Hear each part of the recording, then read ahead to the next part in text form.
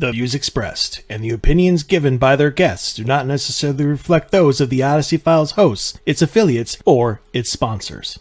This is Susan Slaughter from Paranormal Caught on Camera, introducing you to the most epic show ever, The Odyssey Files with David Soyering and Michael O'Neill.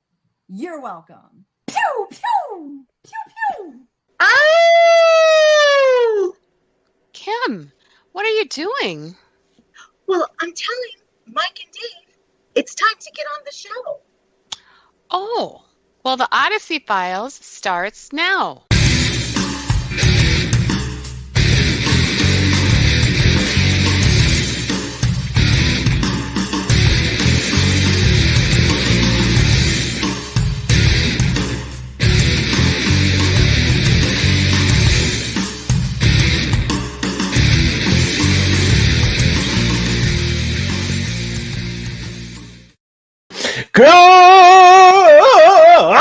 Good evening, paranormal community.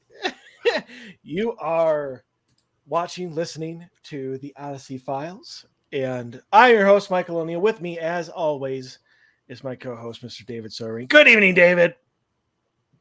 Good evening, Mike. I didn't turn my volume down quite far enough for that one. I adjusted. We're good. I keep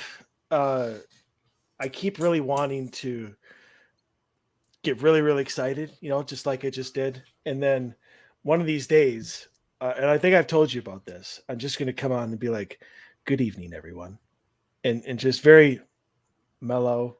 And it'll be like one of those evening, those PBS shows where they would have the roundtable discussions like in Britain. And they would just enter, and the camera would pan in, and the guy would just be sitting there in a smoking jacket and be like, "Good evening, I'm David Soyering. We have an exciting presentation this evening." With no voice inflection whatsoever, no emotional giveaway whatsoever. Yeah, no, that's not us. That's not what our show. I wouldn't even listen to us. No, if we talk like that. It would be the cure for the will to live. Yeah. Before we do that, though, we got to do the Star Wars show. So, right, we have to lose all of our listeners first, and then right, because I don't want to be responsible for anybody doing something stupid. Well, I was listening to Dave and Mike, and I got so damn depressed that I, set my sights on Monday, and I got myself undressed. Yeah, they put me in such a deep coma, I never came out of it. Exactly. Just went to bed and I woke up 46 years later like Rumpelstiltskin. Those Rip bastards. Van Winkle. Oh, Rip Van Winkle. Yeah, sorry. That's all right. Rumpelstiltskin was the one who stole all the kids or ate the kids. Well, you had to figure out his name. Yeah. And then his curse was broken or whatever. Right. So I have some exciting news, which I have not been able to tell you yet. And that is, I have finally been able to get us on Apple Podcasts. So I resubmitted again for the fourth time. I always get turned down because obviously now we're on a new network. And the old one still existed. Apple Podcasts has this weird freaking thing that it won't allow two different versions of the same show onto even though it's a different network. And so it's always denied me. And then last night I tried it and it let me through and it published it. And then I checked it just before the show. We are up and running. So if anybody, that means that somebody, our old host must have released it or taken it off of his site. Something happened. Otherwise we wouldn't be free. So, well, the other one is still there. So maybe, or maybe they just changed their policies. Perhaps I have no idea. Changed their policy. I'm just happy. Either way, I'm excited. Yeah. Yes. So, for those of you who have been listening in some other ways, if you guys really enjoy doing Apple Podcasts as your main podcast listening platform, be sure to go there, search for the Odyssey Files radio show. Make sure it's the web network, and and subscribe, because all of our shows now, all the shows that have been missing in between the two are up there already. Nice. So all of our new shows will also be added. So for those of you who like Apple, you're welcome, as Susan would say. But we have a great show for everybody this week. As always, we have another batch of listener stories, which I'm really excited to get to. I did end up reading the first one. There's a lot to unpack on that one. There is. So I gave it to you. Yes. But first, I just want to relay a small little story that further proves that I am the real life version of Storm. The X-Men. Yep. Well, the X-Woman, whatever. So as Dave and I have relayed multiple times in the show, because we always talk about the weather. I have no idea why, but we do. We do. It's the icebreaker for every week, I guess. Yeah. And so we had some major storms pass through the cities today, and I was busy working down in the southern cities, and Dave, obviously you were here. Yep. And there was a little bit of rain. I got to my very first stop, which is a covered dock. So I heard some thunder. The guy I was talking to was like, "Oh, it's starting to rain." And it lasted for, I don't know, 3 minutes, and it was done, gone. And it never, I think it sprinkled maybe 30 seconds later in the day. And that was it. That's all I had the entire day. So I'm listening to my MP3s, my music, not listening to the radio, but for whatever reason, the weather watch interrupted and started spitting out all of this, thunderstorm warnings and blah, blah, blah. And I was only catching little bits of it here and there, like Sherburne County and Northern Hennepin County and blah, like it really wasn't paying much attention to it. I was just annoyed that I didn't get to listen to my music. So I get to a part where it's quiet and all I hear is thunderstorm warning at Otsego, 25 miles or whatever northeast of Buffalo. I'm like, of course there would be a thunderstorm warning at my house because I'm not there and I have nothing, as always. It wasn't just a warning. It was here. Well, it was there, but it was here. Yeah. Pouring rain, thunder, nonstop, lightning, hail, trees bent over.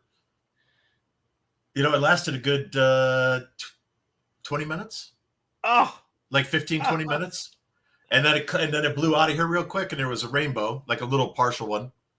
And then about, I'm going to say maybe a half hour later, another one came through, but it didn't last as long.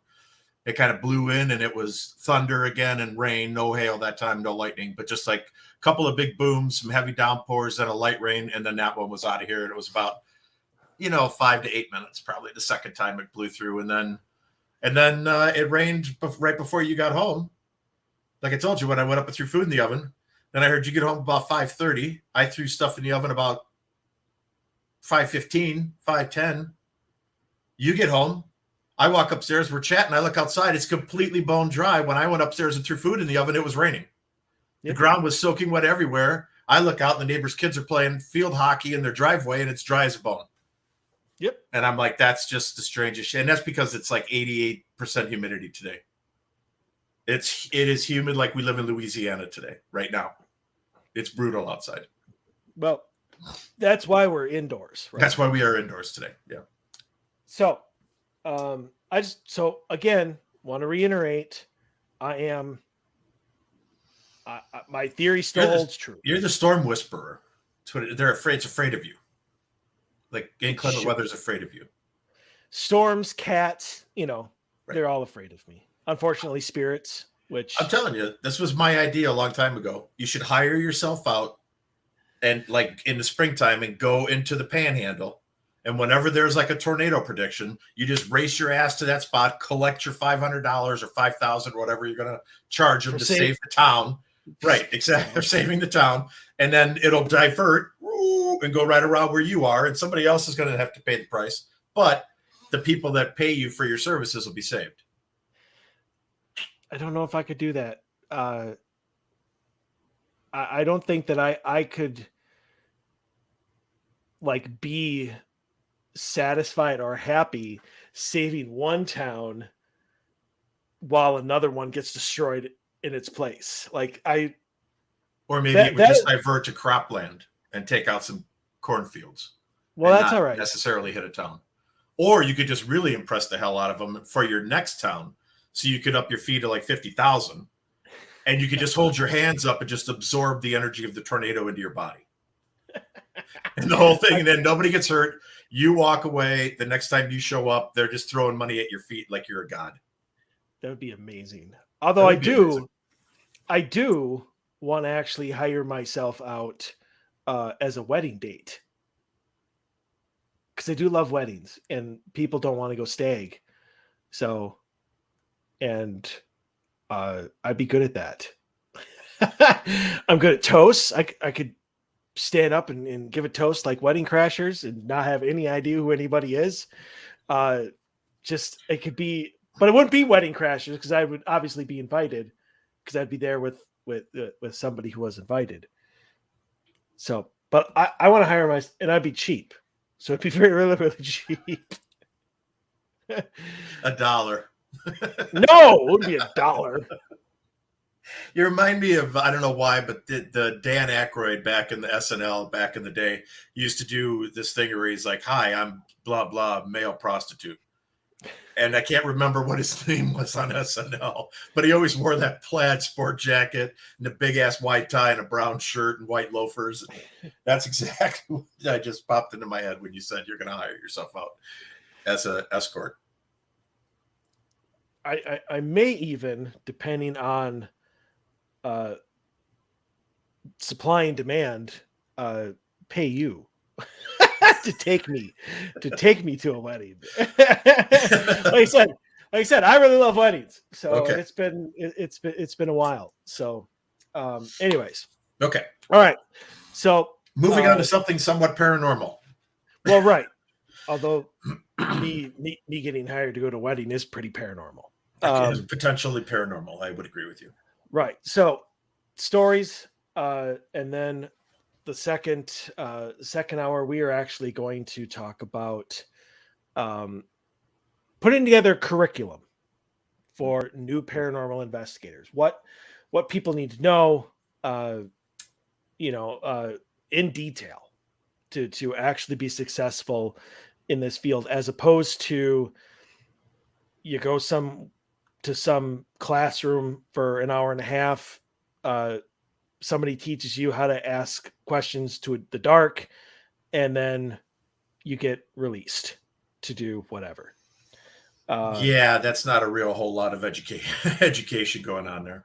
Right. So we're going to be talking about that during the second hour. So, all right, let's hit this up. Okay. Here we go. Why do most people have paranormal experiences only at night or at dark? I'm assuming he's like in the dark, but I am curious as to why paranormal beings like jinns, skinwalkers, etc.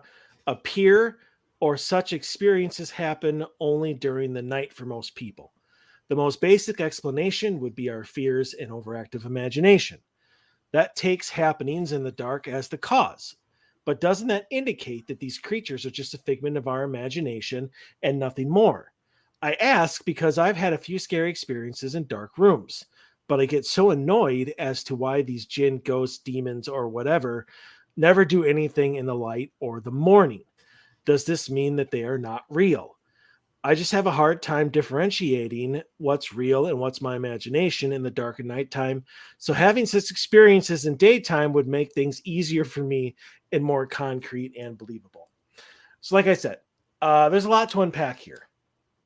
So first, like just using like jinns and skinwalkers are very different things.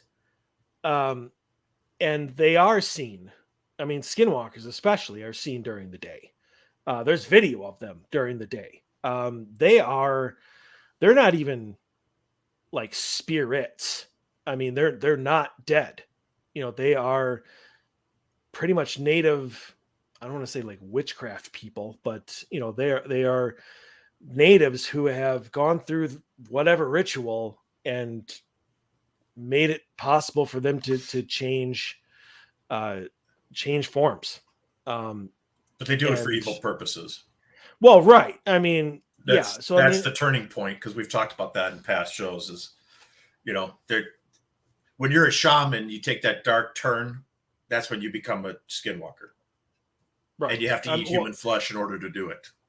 Well, right. I mean, you have to you have to and go other through the things. ritual. Yeah, there's other things too, but that's one of the main things is eating another human being or part of them or whatever. So, well, not only that, but like a loved one. Yeah, it has to be somebody close to you, relative or a loved one. Yeah, yeah. So that's what I mean by a dark turn. I didn't want to take over your question. I just was throwing out there. It's a dark path to become a skinwalker. Right. Yeah. And so, I mean, jinns the same way. I mean, obviously they're not the same thing, but jinns are rare. I mean, skinwalkers are rare. Demons are very rare. You know, so I think, and we've answered this question before about the whole dark thing. They do, when you're talking about spirits and supernatural entities, even demons, they do shit in the daylight too. The reason I think that most people believe that all of this stuff happens at night is obviously because of the shows. I mean, they almost all, you know, all the investigation shows take place at night. Even though there are, I know Ghost Adventures does it, even though I don't like referencing them at all on the show. I know Ghost Asylum always did, but when they ever did their tours during the day, they always had shit happen. They would hear stuff, their equipment would go off. I mean, a lot of stuff does happen during the day, but because of the creep factor, all of their investigations are shown at night.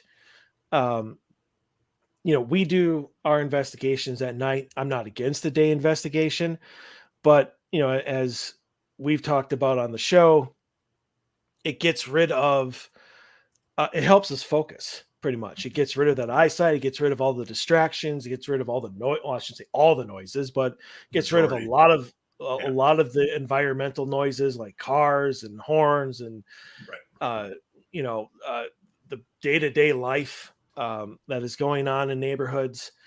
It just gets rid of animals. Yeah, exactly. It just gets rid of all of that and allows us better focus and better opportunity to actually catch evidence. So, I mean, things that happen to you in dark rooms, like, I need a little bit more information on what you mean by that, because if you're just in a dark room and you think you're dealing with a jinn, ghost, and demon, I assure you it's your imagination, because no, you will not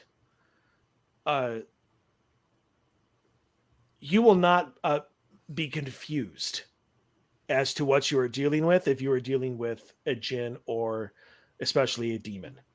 So if you're like, what was that? Chances are it's probably your imagination.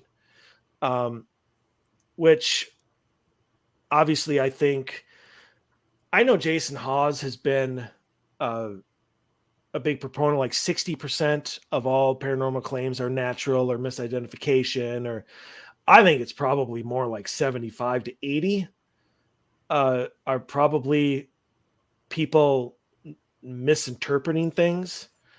So I would just need more information as to what exactly your experiences were before I can actually say what you were dealing with. However, just because they happen at night absolutely does not at all make them unreal. Because like I said, ghosts, demons, they do a lot of shit during the day. It's just not something that you see on TV a lot. You might during like the recreation shows. I've seen a lot of those where somebody was in the kitchen making lunch or something like that, and a shadow passed by them. So I mean, they kind of do it, but if you're talking about like investigation shows and stuff like that, they don't. So I guess that's my answer. I mean, like I said, there's a lot of different things going on in this question that kind of made it like I don't know exactly where to start or where to end. I think that spirit activity is around all the time. I don't want to say I've had just as good of experiences or just as many experiences during daylight hours as I have had at night, but I think I've had more at night, like Mike already referenced, is because I'm more tuned in. There's not as many distractions. So I'm more open. The phones aren't ringing. The cars aren't driving by. Horns aren't honking. But I have been to cemetery walkthroughs during the day and have seen partial apparitions walking with me through a cemetery. I was down at Jean's at the hotel and was standing there talking to her at the counter many years ago before we even really started investigating that place. And her and I were sitting there talking about activity and potential things going on there. And a teacup picked itself up and levitated. And it was right in the middle of the day, like around lunchtime. And then it put itself back down. And we both just kind of looked at each other like, well, that was interesting. Yeah. Yeah. Well, I never mind. Okay. Well, I was just going to, let me say one more thing and then you can finish up the question. There was a great experience, which I was not privy to, but I know people who know the man extremely well. And he owned a antique store down in St. Paul. And he had a spirit there that was attached to an item that fell in love with him. And she really was trying to make her presence known and was making advances towards him, and not like in a succubus type of way, just as a spirit that she really took a liking to his energy. And you could go there during the day, and like she loved to walk around the antique store with her parasol, which he had this, and I think it might have been hers, which is basically a pre-umbrella, like that women of back in Victorian times would have had these to keep the sun off of them more than for rain. But they're really decorative, beautiful lace, fancy. When you had your fancy dresses on and you keep the sun off your face, because getting suntan back in Victorian times was heavily frowned against. You wanted to be pasty white. So things like that happen all the time. I think that for this person, the reason they don't use ghosts, they're looking at all these evil things.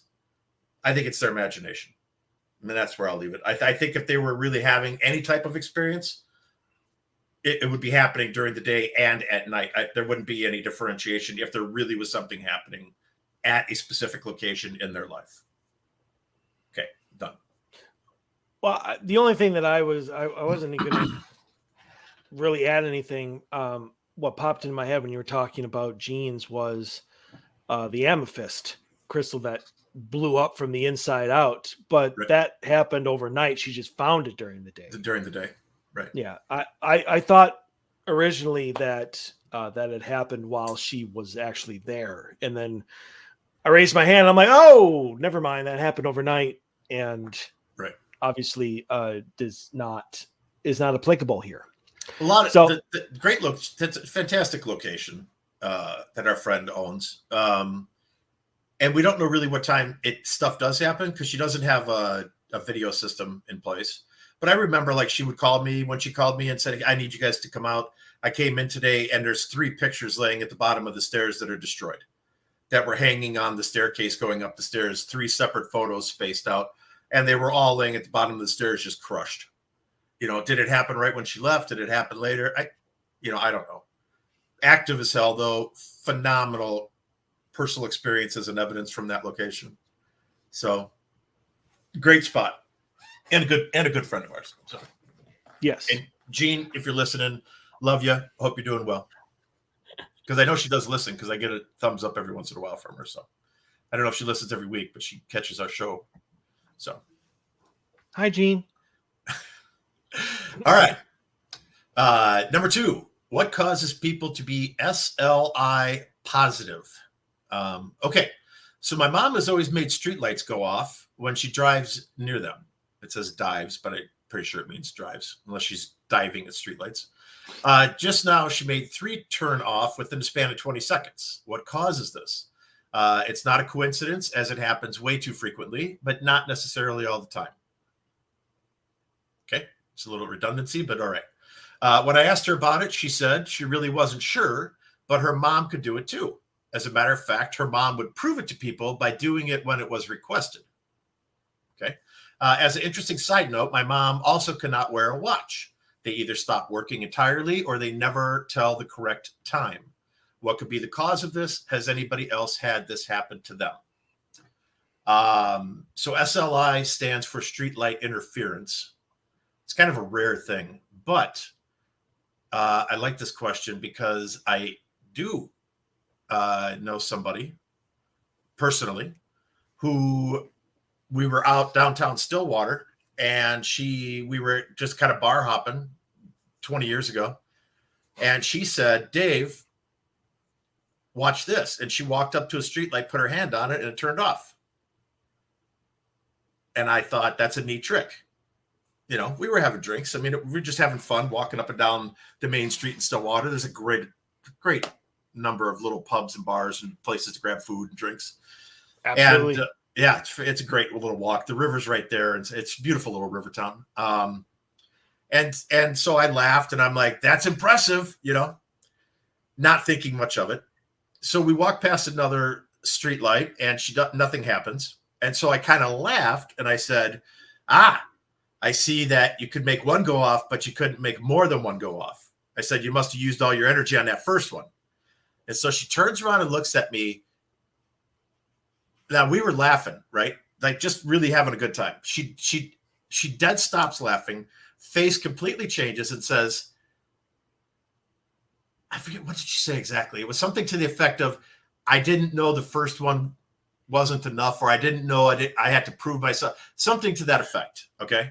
She walks up to the streetlight that she had taken about 10 steps past, walks back to it, puts her hand on it, and turns off.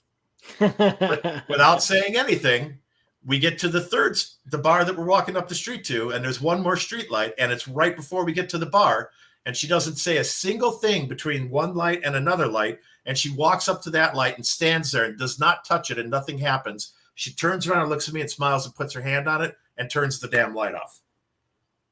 Now, I witnessed it with my own eyes.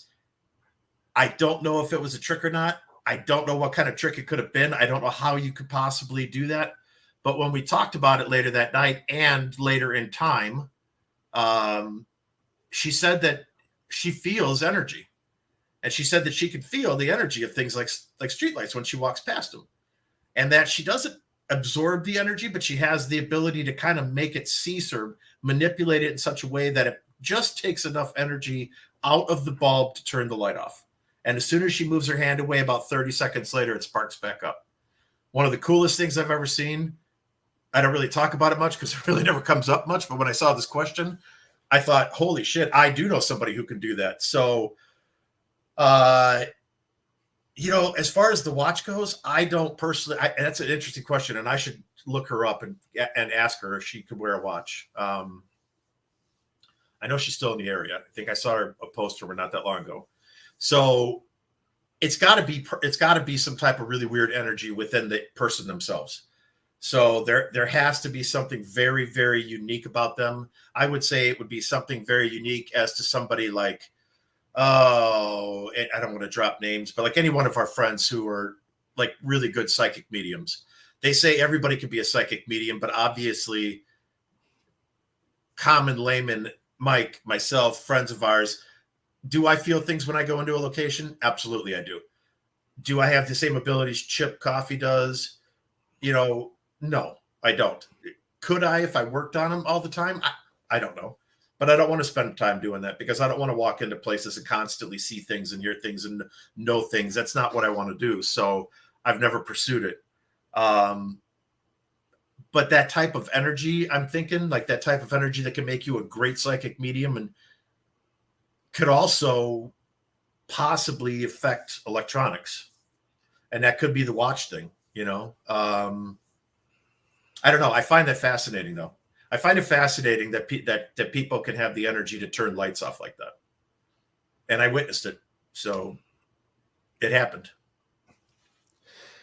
So I definitely think, especially with the watch, it's got to be an energy thing that's throwing it off, that is making it cease to work. Maybe all watches have some sort of battery to them. If you're sucking, old wind-up watches didn't, though. Right, but I mean, we're not talking about an old wind-up watch. In her mom's case, it would have been. Well, assuming this is right. Well, and I think that she can't wear one because she wore one enough times that she broke. Like, they would constantly break. So, like, if this person's grandmother was wearing them, it probably would have been like an old Timex or an old whatever wind-up watch, not necessarily a digital or battery-powered one. I would assume. Right. Yeah, but he didn't say anything about the grandmother wearing a watch. He said my mom. No, mom, right. So, but I mean, especially if you have the ability to interrupt energy, I can only imagine you have the ability to absorb it as well. Yeah. So chances are that's probably what is happening with the watch. Get your mom a wind-up watch. Something that doesn't have a battery. And she'll probably be all right. Now, as for the lights, so because I can't control it like that. Like, I couldn't walk up to a light and turn it off like your friend could. But I've definitely, on very many occasions, have been driving down the road and have had lights shut off on me. I have too. Yeah, and somebody, I have no idea who this was. This was a while ago. Can't remember who told me or who said this, but somebody had said that when that happens, like if you're just driving down the street or whatever and a light turns off, that your chi isn't in sync. And that's what's doing it. That you're putting out this energy that is interrupting the light, and that is because you're not in alignment. You're out of sorts. So I'm never in alignment. So there should be no light that freaking works anywhere around me, because I never feel like I'm aligned with my chi and my energy. Well, again, I mean, it doesn't happen every single time. No. I mean, it's always like one light. I think I can probably count on one hand the time when like two different lights had shut off while I was driving. In the same trip. Right. So I mean, it's never all of them. So I don't know. But that's what somebody told me. I don't know. That's interesting. Yeah. And that, because of that, like your energy obviously is shooting out in a chaotic way, and maybe you just hit it properly. I honestly had no idea what SLI meant. I had never heard it before. I'm like, SLI, like, I hope he explains that, because I have no idea. I think it's a fairly relative new term. Okay. And I don't even know if it's like officially in the term of the paranormal dictionary or not. I think there's other names for it, but I knew what it was when I read the question. Right. Street light interruption. Okay. I will say, I'm going to start keeping an eye out for that, because I see it happen to me too. Like when I'm driving and a street light will go out, and I'll be like, being in the paranormal, being involved in this shit for so long, I always notice it, and I'll be like, well, that was interesting, but I don't ever like keep track of it. Yeah. I'm like, well, that was strange. I wonder how many times like I've had more than one. I'm gonna have to start seeing if that happens. I will say this though, quickly, before it wasn't with streetlights, but every time when Maddie and Zoe were in grade school, whenever I would have to go there for either teacher conferences, or if I was picking them up early for a doctor or dentist appointment or whatever, they got sick and I ran home from work, I came home from work to grab them. Every time I walked into the principal's office area, every time the overhead lights would flicker, every single time. And it got to the point where the two ladies who worked in that room, as soon as I walked through the door, the lights would flicker. They would look up and say, "Maddie's dad is here." or Zoe's dad is here. And I looked at him and I'm like, how'd you know it was me? And they're like, did you not see the lights flicker? And I'm like, yeah, I said, does that happen all the time? I didn't even notice it. They pointed it out to me. They're like, the lights never flicker until you come in the room. No, every other parent comes in there, nothing happens. When I walk in the room at the school, the lights flicker. The overhead fluorescent bulbs flicker. Every time. To the point where the two ladies in the office knew me without even looking up sometimes.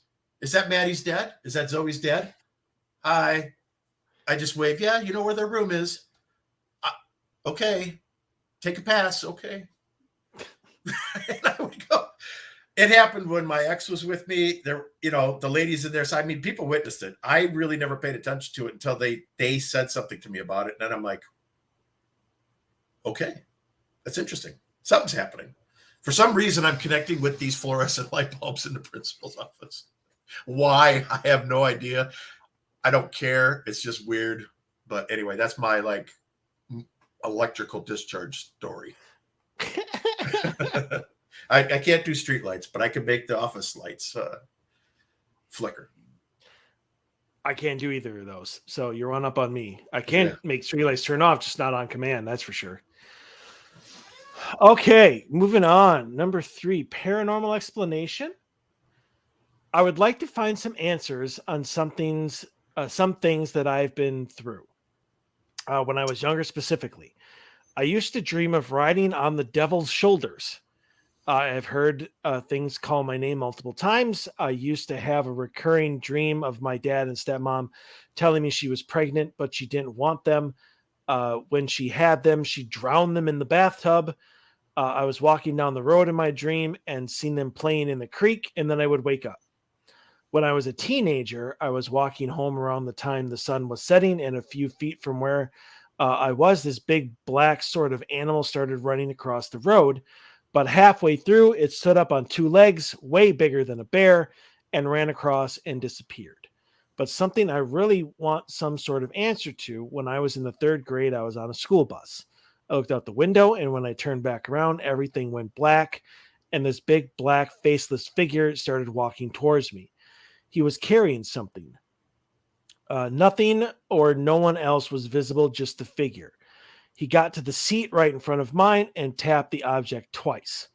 I turned my head again and everything turned back to normal.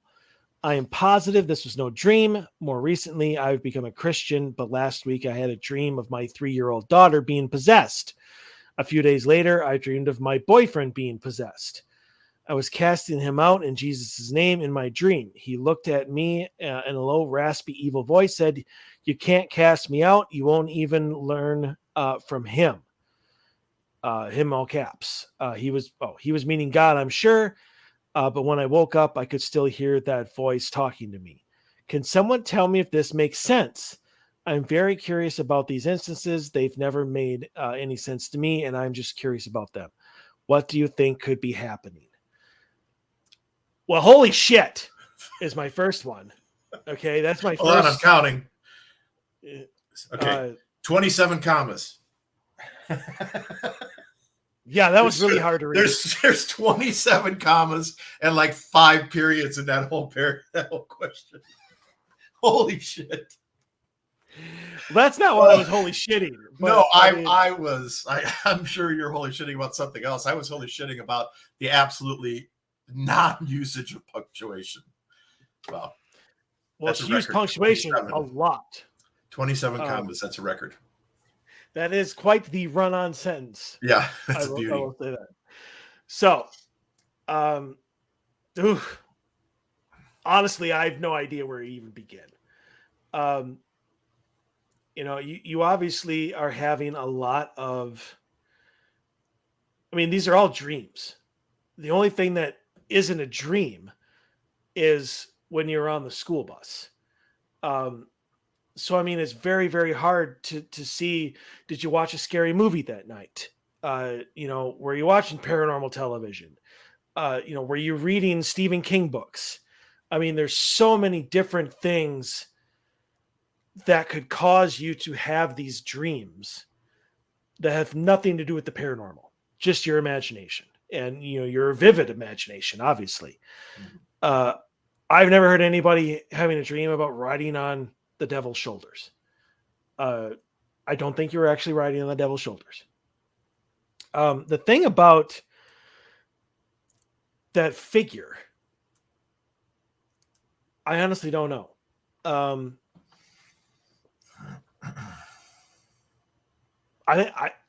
don't even know where to start speculating. Whether you were dreaming or not. Again, maybe you felt whether you were hallucinating at that point in time. I don't know. I'm assuming that nobody else on the bus saw this thing, so it had to be something that was specifically meant for you. What that was, I don't know. I mean, you didn't get harmed. You obviously didn't have it again. Like, it wasn't a recurring thing. So I don't know if maybe you were hallucinating, or what, but I don't think you're being tormented by an evil demon. I honestly would go get checked out. I don't want to say maybe you have a mental illness, but maybe there's just something. Maybe you're allergic to something that is causing this to happen in your brain, that's making this happen. There's nothing wrong with that. I just don't think that there's anything real paranormal happening here. That's all I got. I think that the school bus could be easily explained. You're looking out the window. It's pretty easy as a kid sitting in a school bus, especially if it was quiet, to get road hypnotized pretty quickly, I think. You watch the white lines go by. I don't see it being an improbability that you might have dozed off and then dreamt, had a nightmare that, or obviously a vivid bad dream that this black, large faceless figure was coming at you. So I've got a little bit different take on this than Mike.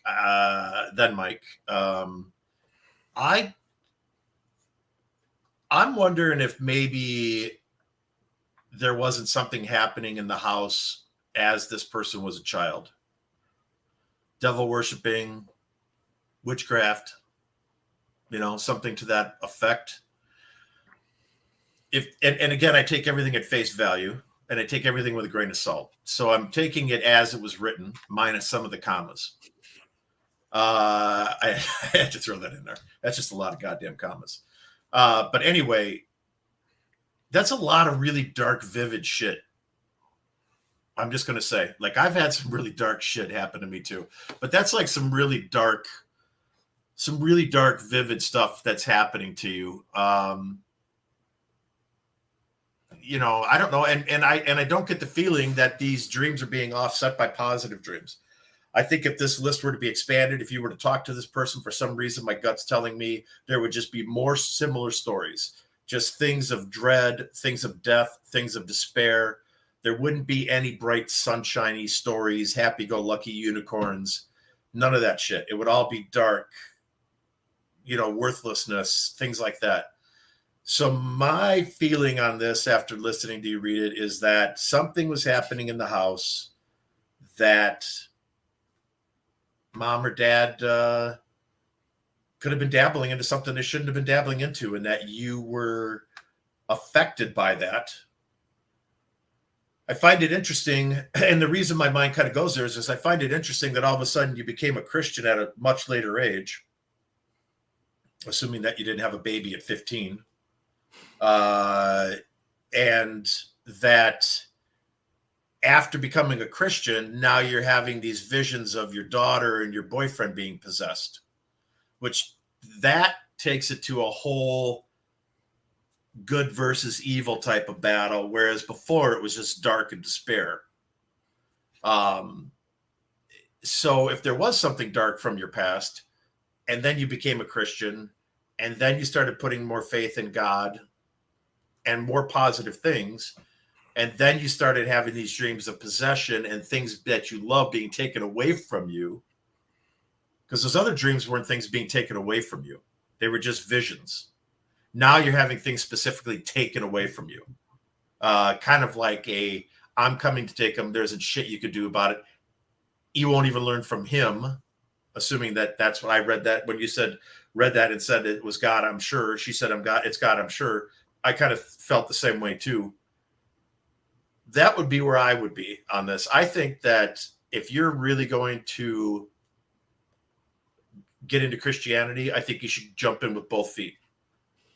I really do. I think if that's the path you're taking, I think you need to ramp up your effort. And I think that you're going to probably have some more disturbing incidences before it gets better. But that's okay, because that just means that the darkness that's around you is getting pissed off that it's losing. And so it's starting to kick and fight and scream like a little 3-year-old child or a 2-year-old, terrible twos. That's what my gut is telling me. That's what I feel on this one. So I would jump headfirst into Christianity. I'd start going to church. I'd read from the Bible on a daily basis. I'd say prayers. I'd have your daughter saying prayers. I'd have your boyfriend involved. Wouldn't hurt to have your local preacher come out and bless your house. You know, it's not a bad idea to have your house blessed. There's nothing wrong with it. If you believe in God, you should have your house blessed, because that's just opening up the doorway, letting God know that he's welcome there anytime. So, yeah, that would be my advice. That's fair.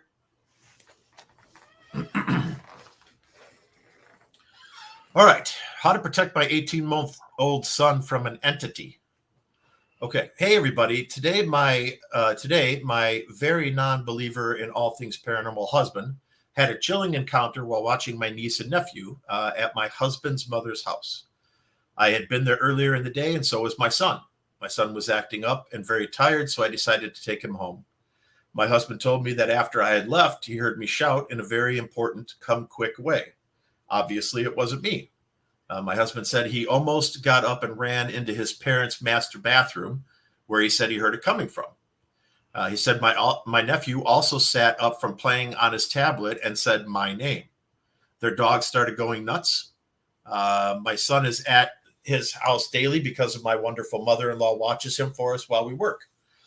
I just bought my son a black tourmaline bracelet, as I believe this will help to protect him. A little more backstory. Everyone, 4 adults total, have seen something in the house, but it has been different person to person. I stayed the night over there one night and heard toys that kept going off.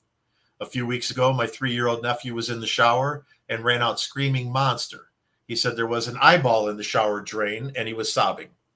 He doesn't really know what monsters are, or even that seeing an eyeball would be or should be scary. He doesn't watch anything scary. I do have a couple of questions, though. Once I get this bracelet, okay, so she hasn't given them to him yet. I thought she bought her son. I thought she meant she gave it to him. All right, so once I get this bracelet, meaning the black tourmaline bracelet, how do I fully cleanse the stones so I can put my protection intentions into them? Number 2, what do you guys think this entity could be? Number 3, we have to go back to the house tomorrow. Is there anything I can bring to have protection tomorrow? Okay. Well, I'll just answer your questions, and then I'll get into, I think answering the questions will probably get the gist of what's happening here. So when you get the bracelet, how do you fully cleanse the stone so I can put my protection on it? Either Sunlight. Probably I would use that after he comes home every night. You can either just wave it over the top of it. I actually have a Sunlight tower that you could take a bracelet off and actually put it on the tower, and it'll kind of hold it. That will clean it initially. And also you could do this also if you don't have Sunlight, don't want to buy it, you could put it in the sun. And I would put the bracelet in the sun prior to your son wearing it. Let it sit on the windowsill for an hour in the morning. It's not a bad idea to do that every day. I wouldn't have him wear it in the house when you get home, especially if you think that there's something going on at your in-laws' house, because if energy does get absorbed into the stones and you don't take it off of him, then you're welcoming that energy into your house. And that's where things kind of get tricky and you need to be careful. So I would, as soon as he gets home or as soon as you leave your in-laws, I would take the bracelet off and then put it away somewhere. And then in the morning, or if it's still light out that night when you get home, leave it out in the sun for an hour. And or in the morning, put it again out in the morning sun for an hour before you leave to drop him off at your in-laws. That's how you can put your intention into the stones. The stones naturally are a deterrent for anything dark or disturbing or evil. I use evil in air quotes here because I don't think what's at your in-laws house is evil. What do you guys think the entity could be?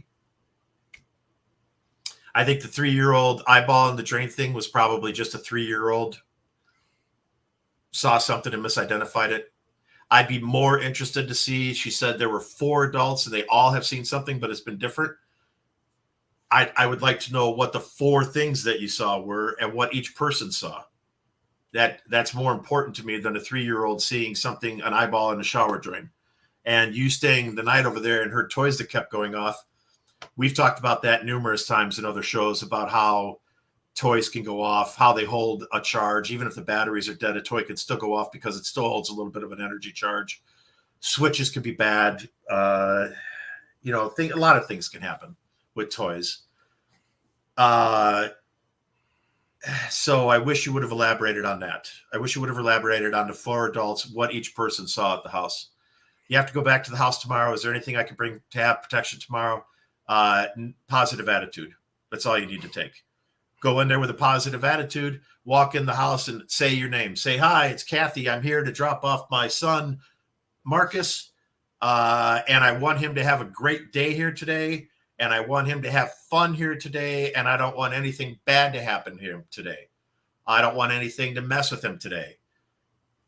I don't know. I'd get even that specific. I would keep it generic.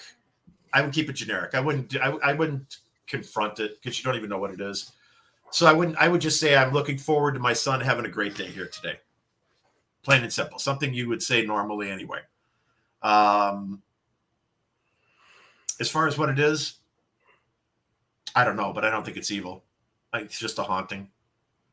Could be an old relative. Could be a person who used to live on the land. Could be Native American haunting. Could be old homeowner. I mean, I don't think it's anything evil. But that's all I got for that. The only thing that throws me off with that is the mimicking of the voice. But yeah, the husband hearing her voice calling from the bathroom. But that actually could be. I agree with you on the little kid seeing the eyeball on the shower. Could have been soap bubbles. You know what I mean? Yeah. I think he probably just freaked himself out. But this could actually be a poltergeist because once they get advanced enough, they do mimic voices. Right. The psychokinetic energy can make toys go off. I would just like to. I with you. I would like to know what every of the adults experienced. Because I haven't been able to investigate it yet, but I recently came across a case that had something similar where everyone in the house seemed to have experienced something completely different. And that was enough to get my attention. Like that's an odd thing because usually they all experience the same things. Right. And, or a lot of people do, there may be some little differences here and there, but a lot of them, similar. They'll all have similarities. Yeah. Right. They all, everybody sees a shadow in the hallway. Here's footsteps. Here's footsteps. Exactly. Cabinet door closing in the kitchen. Right. Shit like that. Yeah. Yeah. And this was just all completely different. So, I mean, that is something that I would like to know more of because I think that's a more rare, that seems more like targeted as opposed to just a normal haunting. And usually it's probably to get you to go away, to move to whatever. Because entities, I'm not talking about, when I say entities, I'm not talking about demons or anything like that. I mean, normal old homeowners and stuff can know this stuff too. They will be able to know what scares you the most, and that's what they will do to you to try and get you to leave. I don't know if that's what's happening, but it definitely could be. So I am not as Dave can easily attest, and anybody that knows me can probably attest, I'm not a big stone person. So I do not study stones. I don't like, I know like rose quartz does this, and tourmaline is a protection stone. Like, I know the bare minimum. So when it comes to like the cleansing and when it comes to what to do before, no idea. I've never really needed protection, but I use it anyway. Just better safe than sorry. But I have had I've had mediums laugh at me when I'm like, do I need to be smudged? And they look at me and like, no. So kind of stupid question is that? That's pretty much what it was. That's what I'm saying. Yeah. But so I do a lot of stuff to just be on more on the safe side.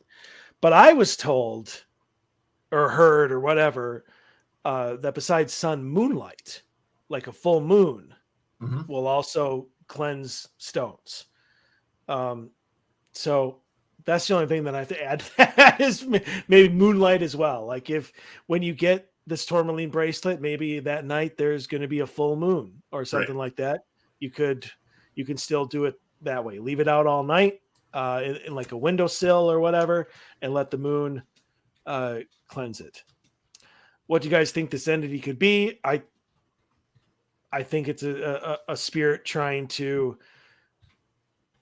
It has a goal of some sort. What it is, I don't know. We have to know what the adults have seen and experienced before we can really answer that question confidently. We go back to the house tomorrow. Is there anything I can have for protection tomorrow? For you? Yeah. You could ground, you can do all sorts of things. But if you're trying to protect your son and have him have protection, then not really. You're going to have to wait for that tourmaline. I mean, besides what Dave said, just, I guess, set your boundaries for your son. Say, hey, I'm his mother. You listen to me. You leave my son alone. See, that's what I wouldn't do right away until you know what it is. No, because then you're getting confrontational. I mean, she could. I didn't even think of this, but obviously, she didn't say if they're Christian or not, or Catholic or whatever. I thought about that. They are. Obviously, they could put a cross on her son. A blessed cross would work, in my opinion, is going to work better than stones on his wrist. Yeah, I mean, but that's where my faith lies. So, right, and that's where I went to when. After you had read it or whatever, but I'm like, I don't know if they even have that stuff. So, I mean, right. Doesn't say anything about it. So yeah. Yeah, that's all I got. So, all right. The clicking sound drives me crazy. This is going to be good. About 1.5 months ago, while watching Netflix late at night after work, a continuous snapping sound started to be heard.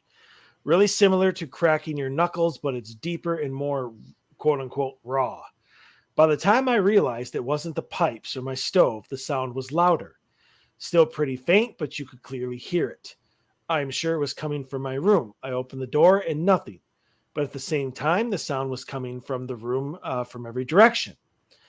As simple as it may seem, this wasn't the last time I would hear it. I would hear it from random parts in the house almost daily, multiple times. After 2 or 3 weeks, I started hearing it at my workplace also.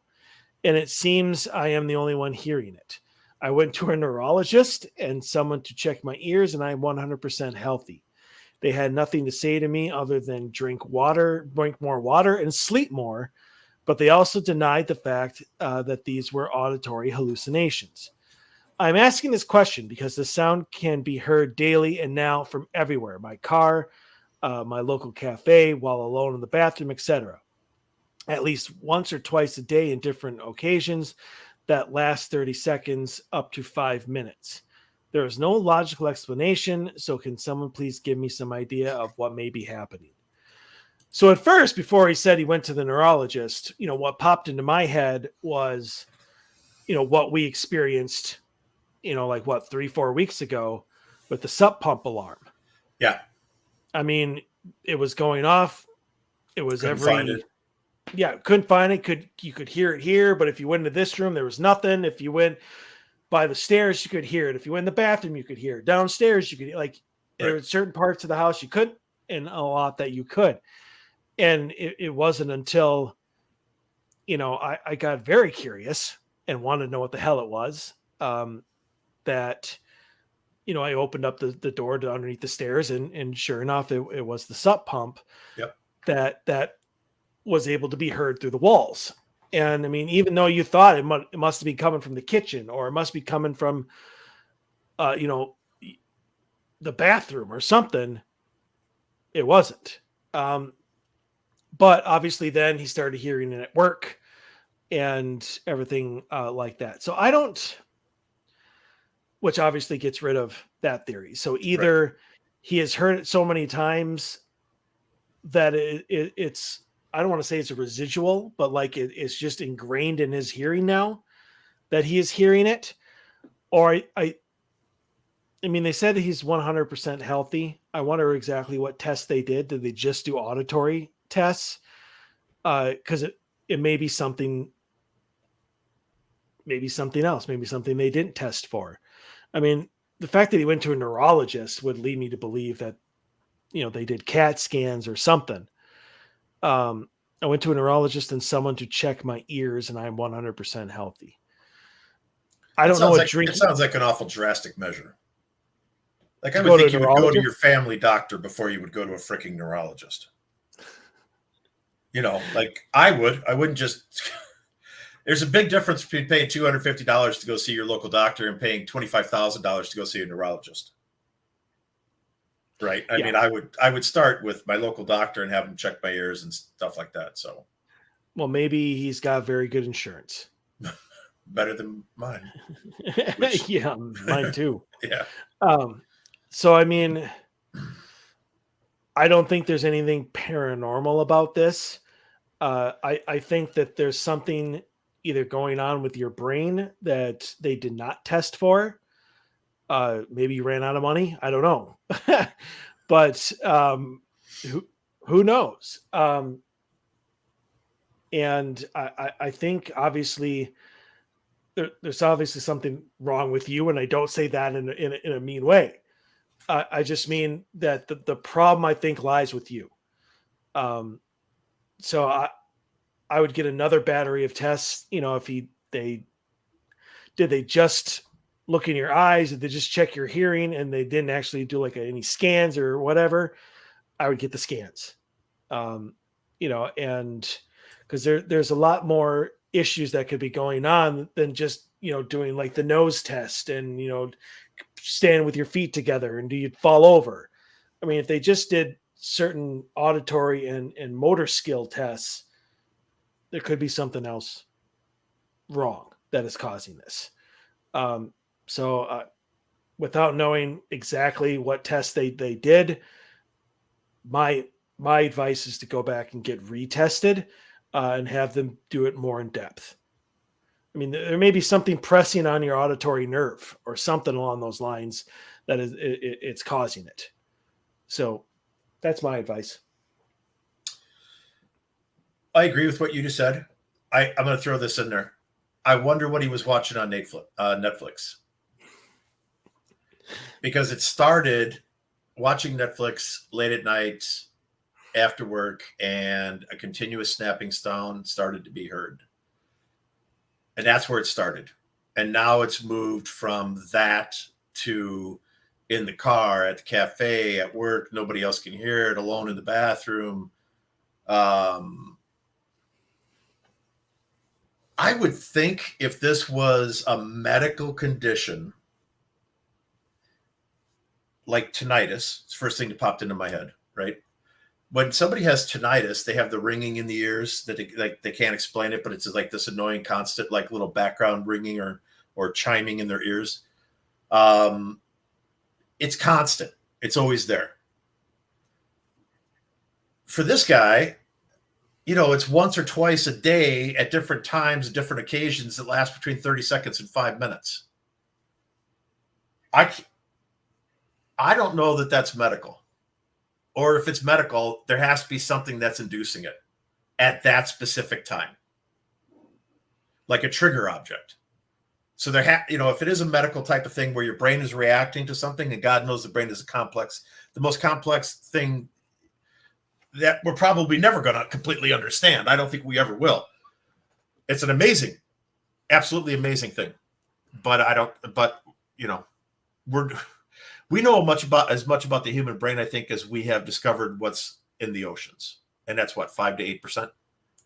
I would think that we're about the same place in the brain. People want to map out your brain and say, hey, here's your prefrontal cortex, your blah, blah, blah, blah, blah. Yes. Okay, great. Put a name to it. But I don't think that's naming shit. I can name coral and I can name 10 different kinds of fish. It doesn't mean I understand everything that's in the ocean. I don't think you can understand everything that's in the brain. So that's just my Davism for the day. I think if it is medical, it has to be there has to be something triggering it. Because if there wasn't something, if it's not happening on a consistent basis, it's either medical with a trigger object or a trigger situation, or you picked up some kind of parasitic entity that likes to mess with you and ruin your day. Maybe you were out trespassing, doing a ghost investigation. He's got a tapeworm in the brain. So it could be that, right? It could be something. Sure. I mean, it could be a parasite, some type of medical parasite that is moving around, and only when it gets to a specific area, like you said, maybe the auditory nerve, that it's tapping that auditory. Maybe it's eating it, and maybe that's what the tapping sound is. It's the crunching of his teeth, crunching of its mouth, eating your nerve. I mean, I watch House. I don't think that's real. I don't think that's real, but I'm saying, maybe it is some parasitic that's eating the inside of you, though, and that's what you hear. The clicking sound is because it's inside your brain or inside your body, that you're hearing it inside your ear as this thing's eating, and it's not going to eat you constantly because it's only a certain size. It sounds gross, but you could just Google up some parasites, medical parasites, and you really want to be grossed out of the shit that gets into human beings. There's some nasty stuff in there, but that would be my best guess. I don't know. I would say it's some type of parasite, whether it's a paranormal parasite or a medical parasite. I don't know. Something. I would go get checked for parasites before I would pay for a neurologist again. All right, let's get to this one so we can get to our main gist of the show. So, my love of the sciences destroyed my belief in the paranormal supernatural. Well, that is a shame for you, buddy. I grew up a devout Christian and avid space, earth, science lover. I had always been able to reconcile my contradictions in my mind until a year ago. I loved ghost, angel, paranormal lore, despite not having any personal experiences. I woke up one morning and realized that I believe solely in evolutionary biology, neurons, and impulses comprising my brain and thereby my soul, and that there is absolutely no existence beyond death. I have since been desperate to gain back my wonder and love of the unknown, and maybe also find a connection with some supposed God out there. The problem is, I have never had a paranormal experience or felt any sense of the beyond. I want to believe in it so bad, I just don't. Any advice or help on how to move past this or gain back my old wonder? I can tell you exactly what's going on here. You put yourself in a box, just like that. And that box has got 4 solid ass walls. And your mind is stuck in that box.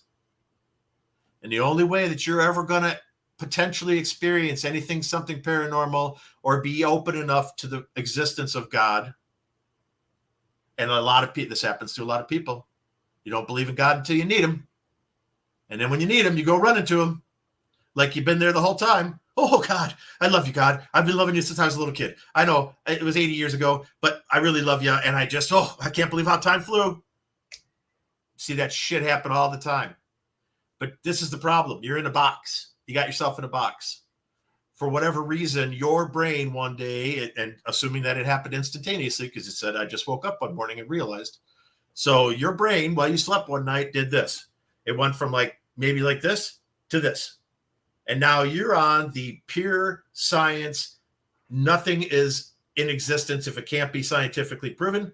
And this whole existence no longer is there or relevant to your brain. I don't know why that switch happened. Maybe it's your fault. Maybe it's not. But whatever happened, you need to switch it back. Or you need to at least get to the middle. Because right now you're not in the middle. Right now you are stuck onto the science side of things. And you are never going to have a paranormal experience if you're on that side of the fence. And even because you probably are having them, but you're just denying their existence. That's what I would say. I know people that are so hardcore science and paranormal doesn't exist that I have been out investigating with them and had Class A EVPs and personal experiences that absolutely could not be credited to any other thing. Absolutely cannot be credited to any other thing. And they just look at you like I'm an idiot. Well, obviously, that's just radio waves. Yeah, you bet it was. We didn't hear it with our own ears, and I'm using a digital recorder and asking a specific question and got a very specific 5-word answer. And the whole rest of the time, for the whole entire 2 hours that we recorded audio, we didn't hear any other radio waves come through. You know, you can lead a horse to water, you can't make him drink, right? Some people are never going to have a paranormal experience because they're never going to be open to the idea of a paranormal experience. And just the fact that previously you loved ghost, angel, and paranormal lore does not mean that you were ever open to the paranormal. You just liked hearing stories about it. That doesn't mean that you were open to the paranormal. So that's my advice for you. You need to get yourself back to neutral. You need to get back to something can happen on either side of the fence, because right now you're not standing in the middle of the fence. You're standing on the science side of the fence. So I think this goes back to the difference between a skeptic and a cynic. And the skeptic can experience the paranormal. They can be convinced, it may take some work, but they can come over. A cynic, don't even bother. Nope. Just walk away. Yeah, it's like trying to argue with a crazy person. It's a waste of everybody's time. Yep. So the first thing that this person needs to do is figure out whether he's a cynic or a skeptic, because that could be the first step.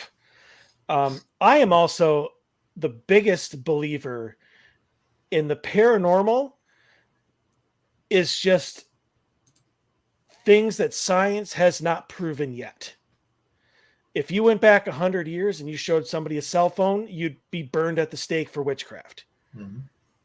But that's science. It's technology. It's stuff that's been proven now. In 100 years from now, what we think of the afterlife, what we think of spirits, what we think of demons, we may all have an answer for it. We may be able to have equipment and stuff that can reach over across the veil because we'll understand it more. It's all a matter of energy. I mean, that's all really spirits are, is conscious energy. So what we need science to do is figure out how to detect and read and communicate with that energy. So there doesn't need to be that line between science and the paranormal. The paranormal, and especially the supernatural, is just a field of study that science has not proven yet. So, I mean, if you can believe that, then you can get your wonder, whatever it is you're looking for, back, because they're intertwined with one another. It's not one way or the other. It's just where they are connected on the spectrum, in general. The other thing is I don't think you can talk about your soul and not believe that there's something after that. I left you some meat on the bone on that one. I was going to say the same thing, and then I'm like, if he doesn't touch on that, I'll come back around with it. But right, how can you not believe in God and believe that you have a soul, and then not believe that you're going to move forward after death, but still have a soul? Yeah, it's talk about redundancy. I mean, it's not a one-use tray. Oh. It's if you truly believe that there is just once you die, you're done, then there's no such thing as a soul. No. And you don't have to worry about it. So if you believe in a soul, then you're really just fooling yourself. And you're trying to trick yourself into believing this when you still believe in this. And you're just or you have a really manipulative group of friends and or significant other who is like not allowing you free thinking, is basically putting you in that box that you're in. Well, I mean, there was no mention of any of that. So, I mean, no, right. Really, but we're speculating. So definitely speculating. Yeah. So, I mean, yeah. I believe in science just as much as the next guy, but that doesn't have to be where it stops.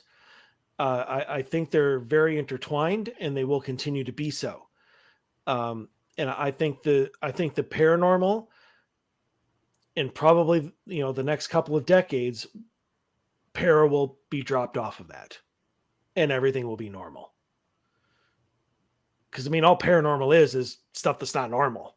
So if we are able to explain it, para has no need to exist. It's all going to be normal. Well, that's a hell of a statement that it's going to happen in the next couple decades.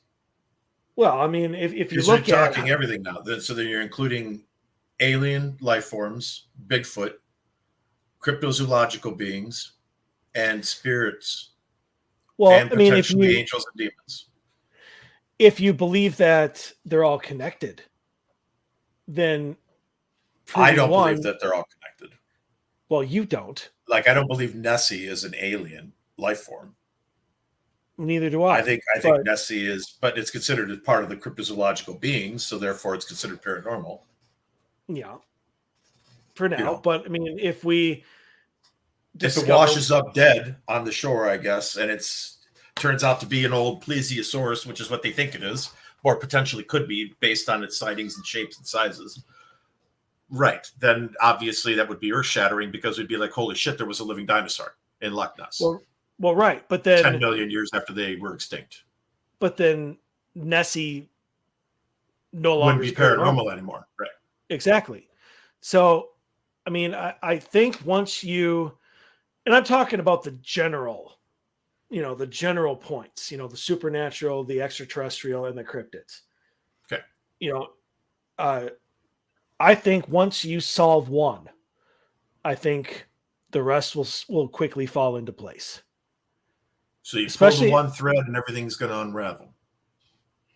Basically. I not all at once, but I think it's going to become in stages a lot easier. Okay. And I think it'll come fast. Not instant, but fast. I think there's been mysterious things happening for hundreds of centuries, and I think that hundreds of centuries from now, there's still going to be shit that there aren't going to be answers for. Maybe. I think honestly that this great, wonderful world that we live in and this great, wonderful planet that we're on holds a lot of mysteries that we haven't even come close to understanding yet. So who knows? I guess I could get behind the whole, like, we're going to start unraveling the paranormal once we unravel simpler things like the ocean. Okay. I'm just saying, it's right out in front of our face. Go do it. Yeah. Now that we don't have the money, we burn hundreds of billions of dollars on shit that is unnecessary. So don't tell me that we can't make some giant LiDAR and a couple of gigantic, cruising ships and go out there and start mapping the entire ocean. We have the technology and GPS technology to be able to do it, to pinpoint exact locations and start gridding out the entire ocean. Why haven't we? Why have we only done 5 to 8%? No money in it. Well, it's exploration. It's further knowledge of mankind. It's enrichment of our lives. No money in it. There's no money in a lot of stuff. Doesn't keep people from throwing money at it. But that's like one or two things. I mean, not a lot of people, and there are some out there. There's just not a lot. Are at all interested in enriching Earth life. So let's just exploit it, destroy it, and then all bail to Mars. Yep. Because that's where the money is. Common mentality is going right now. Yep, pretty much. So I hope I'm dead before we do that. So you will be, Dave. I hope so. I won't be dead in 2 decades. You said that everything's going to come unraveled in 2 decades. I'll just be in my 70s, so I'm not going anywhere that early. We'll see. As Mike walks in my room tonight, and he's standing there with a meat cleaver. Nah, I don't have a meat cleaver. But anyway, I do. You're not going to make it two decades, Dave. You're not even going to make it 2 days. You're not even going to make it to next Monday, you bastard. Anyways, all right. Paranormal 101.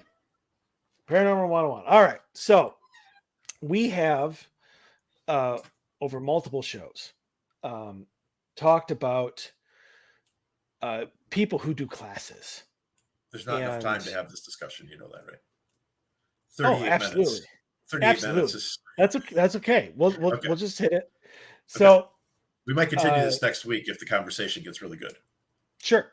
So and on Wednesday's show of the Odyssey Hour that I do with my team. So if you can't get enough of me in your 2 hours on Monday, you can always come over to the Odyssey Paranormal Society page and join my team and I as we discuss random topics from around the paranormal. But anyway, this past Wednesday, and we brought on our good friend Kim to join us for that show. We talked about what would actually have to be included in a curriculum if you were to actually try and have a paranormal investigation course, not a class, but like an onset of 6, 7, 8, 9, 10, 11, 12, whatever class is over the course of, a month or two, to actually teach people everything that is involved and everything. I should say everything, but a good part of what needs to be told, what needs to be said, what needs to be taught to actually be a successful paranormal investigator. Now, paranormal investigator is not a ghost hunter. The people who have these 1 hour, 2 hour classes, they're teaching ghost hunters because that's pretty much all they're qualified to do. They're not even teaching ghost hunters. They're not teaching them shit. They're just spewing common knowledge stuff.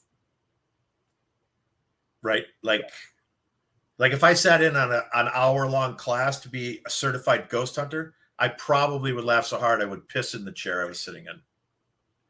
I'd be like, seriously, I just sat here for an hour to listen to you tell me about how I should go out and pursue paranormal investigation, ghost huntings. I think that I would be like Rodney Dangerfield and Back to School. You'd be the most sarcastic son of a bitch in a class like that. I think that they would talk about something. They'd be like, whoa. You're leaving a whole bunch of stuff out. Right. Okay. What about this, and this? Yeah. So, I mean, you get kicked out of class. Oh, I wouldn't even be allowed in. It's just, so I wanted to, so the team in Kim talked for an hour, giving out all of our ideas on the different courses. Now I wanted to bring it here and see and discuss it with you, Mr. Sawyering, and see if you come up with stuff that we didn't, and see if we came up with stuff that you didn't. Okay. So why don't you go first? All right. Are we just going to go line by line? Like I'll give you my first night and then you give me your first night. We don't really have a first night. Well, that's how you said you were going to break it down was, you want me to just read my whole program overview? Because that's going to take a half hour. So you ain't going to be talking anymore. Or do you want to just go, this is what I would do on the first night of class? Because that's what we're really talking about here is doing 6 or mine's a 7. Mine would be a 7-week class meeting once a week at a community college. Yeah, or community center. Or community center, whatever library. But I see it more as a class. So if I were going to implement this, I would find a community college that would let me do this and teach a class. That's more legitimate to me than I'm not necessarily going to charge anybody. I would see if it would get funded. If I could get a grant from the community college just to pay me for my time for teaching it, I wouldn't necessarily charge the people that wanted to show up. I mean, but I got to get something out of it, especially if I have to drive an hour, let's say, to the community college once a week and whatever, and as I get into my thing, it would kind of go like that.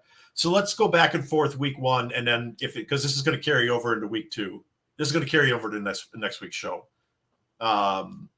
So let's do that because I want to see what your first night would be compared to my first night.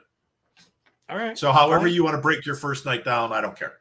So this would be Dave's first night at Paranormal 101. It'd be a welcome to the class. I would do a very, very simple, broad overview of the topics that were going to be touched on, but I would not get anything very specific. This would be my request, though, to participate in the class. You have to come into class with an open mind and a willingness to learn. If you don't have either of those things, this isn't going to be a class for you, and I would put it in black and white just like that. All preconceived ideas and notions about the paranormal need to be left at the door. I don't want you to bring anything in. We're not going to talk about the time your uncle's cousin's third nephew was at some old deserted hospital that he broke into in New England and saw something. I don't care. We're not going to talk about that stuff, at least not obviously week 1. But if you believe, if you don't believe, if you're a hardcore skeptic, if you're a pessimist, if you are a skeptic, or if you're cynical about the paranormal, anything that, or if you're on the opposite side of cynical, if you are everything that happens is paranormal, right? Because that would be the total opposite of cynical. And I know people like that too. You could drop a pen during an investigation and somebody will piss in their pants. Did you hear that? And take off running and screaming out of the building, right? I mean, we watched it happen on the reboot of Taps when our good friend, or he's not even a good friend, and I'm not going to call him out by name, said goodbye to his wife and family when he saw something in the flare, right? It's just it's stupidity. So, and yeah, I said it. And if you want to send some hate mail, send it to me. But so you have to leave all your preconceived ideas and notions at the door. 2 requirements of you, absolutely 2 requirements. You don't have them. You don't show up to class. You don't show up to class with these. You don't participate in the class. You have to have a notebook and a pen. You're going to be taking notes and you're going to be using it for other things down the road. And you also have to have a watch because you're not going to be using your cell phone in my classroom. It's not going to be allowed. They're going to be turned off and left up on the table. And when we're out on excursions and field trips, you're not going to be allowed to have your phone either. But you're going to need a way to tell time. So I don't care what you buy. You can go you can go to Walmart and for like 99 cents, you can get a little stick-on digital clock and that you'd stick on your fridge or something. You can buy that for $1, put it in your pocket. You witness something, you hear something, you experience something, your group feels something, your partner, whatever. You document it, you timestamp it, because that's going to be important later on in my class. And then once I got all that out of the way, we would have an open conversation about what people's idea of the paranormal is. And that's where we would leave off on the first night. That's how we would leave the first night. I'm not getting into investigation techniques, equipment. I'm not getting into anything the first night. The first night we meet, we're going to learn about each other. We're going to feel each other out. We're going to learn about beliefs, preconceived notions, ideas. I'm going to ask you to leave them all outside the door. I'm going to take your cell phone away. And we're going to see how people react to that. Hey, it's my class. I'm teaching it. I want your attention. If you're coming to my class, I have something valuable to give to you. Otherwise, I wouldn't be doing this. So if you want to come to my class, you're going to have respect for me and for the time that is being, and respect for everybody else that's in the room and the time they're devoting to learning something that they're interested in. I like how you have to defend you being such a hard ass. Because I'm not a hard ass. Ever. But I would draw a line with some of this stuff. Yeah. We didn't go into anywhere near like the whole, I'm going to take your phones away, you're going to pay attention. But, we just, we stayed with like the introduction to the paranormal. So we agree on that one. Yeah. First night is obviously just an overlay of what you're going to learn in the class and why it's important, and not go into really any detail.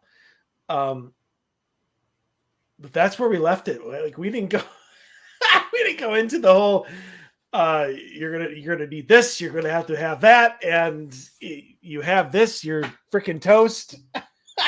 Well, you should. That's what I taught you way back in the day, is to have a pen and paper and record and document stuff. Even though you didn't do it all the time, you started off doing it. Because I remember showing up with notebook, pieces of paper, and a pen, and I would tell you, write stuff down. When you experience something, write it down. Yes, you do. Yeah, I never did. Yeah, no, you quit doing it quickly, but yeah, you did. But anyway, I would expect people to do that, and there's a reason why, and it gets explained later on in the weeks as the weeks go by.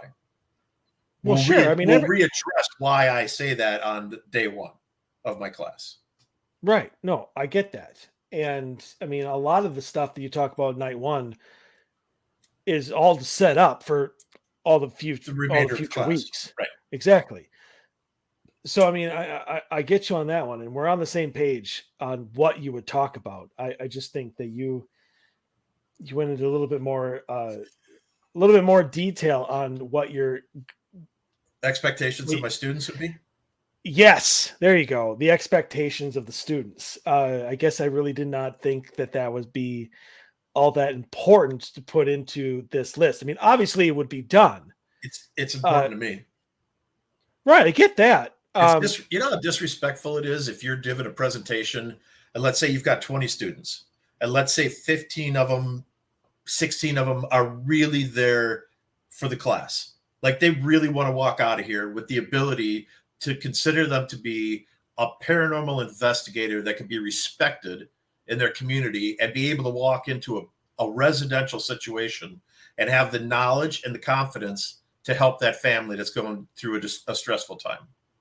And then you're going to have, and it happens in every class, you're going to have 2 or 3 people who are going to be on their phones, texting, talking. You're going to hear dinging going off. You're going to hear notification signals. Somebody's in a full-blown conversation. A phone will ring. Somebody will answer the phone and start talking, totally disrespecting and disregarding the fact of what they're currently engaged in. I would not let that happen. I think, though, that just being like we do at the start of every investigation, cell phones on airplane mode. I think just a simple cell phones are not allowed to be used while class is in session is all that really needs to be said. You could go to certain universities now that really care about giving an education, and you turn your cell phone in at the beginning of class before lecture. Today, it happens at hundreds of campuses across America of really good schools that care about what the hell they're doing, with professors who want to teach you something and don't want you distracted by shit in social media. Right. I'm not a big fan of social media, so that's why I would also do the same thing.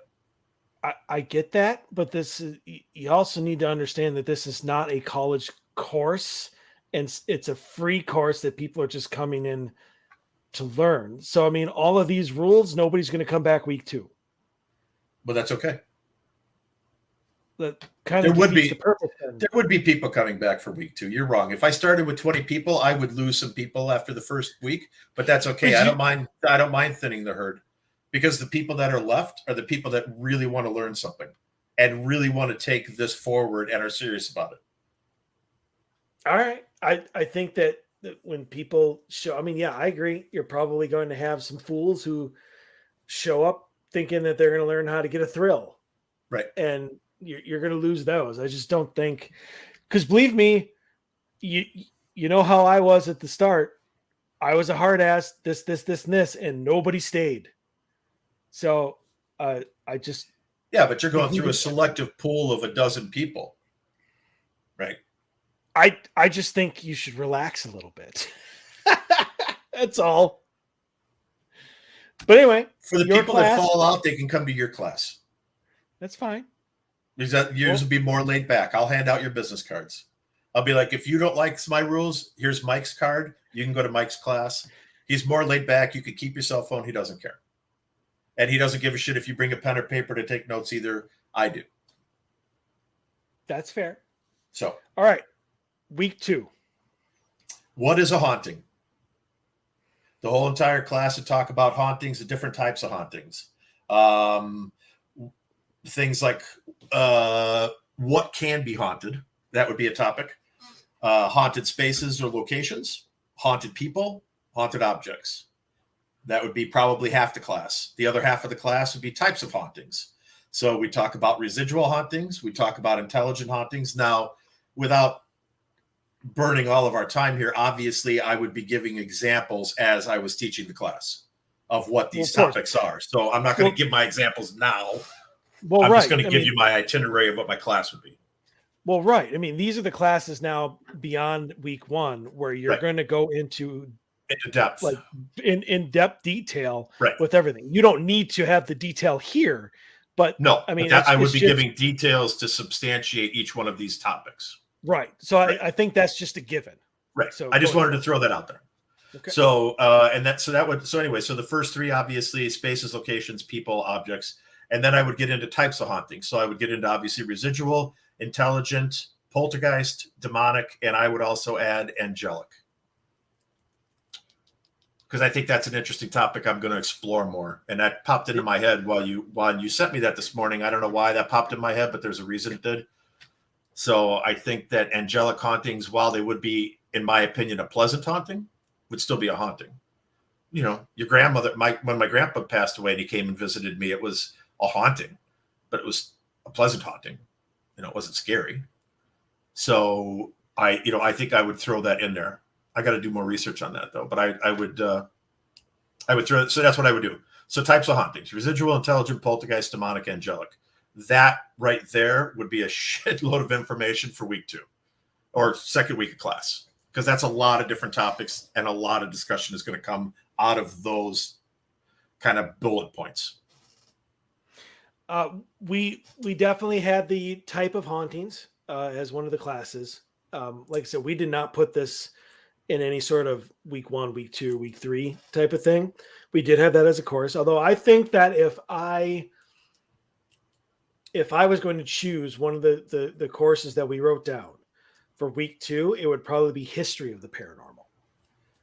I think putting in a foundation for how we got to where we are better sets up everybody for everything else that they are going to learn. That's my week 3. That's part of my week 3 class. That's your week 3 class. Okay, so yeah, yep. So we pretty much just like switched, kind of flip-flopped flip-flopped them. Although I think I think history of the paranormal and then the types of haunts I think would be week 2 and week 3. In fact, I don't even know if my pen is still here anymore. Probably not, because I was going to actually number them. Nope, I have no pen, so there goes that. Okay, so that's right. Your week. So week 2, you would do history of the paranormal. Week 3, you would do hauntings and types of hauntings, similar to what I threw out there. Okay. Yes. So then week 3 for me would be types of equipment, what they do, and like the first hour, and then best of video, visual and audio evidence throughout paranormal history. And that's where I would get into paranormal history with clips, audio and visual clips of some of the greatest evidence that's been caught throughout history. We would talk about digital and or analog recorders, obviously to capture EVPs and the difference between the types of EVPs that you would capture, why there's a difference between a digital recorder and analog recorder would be covered.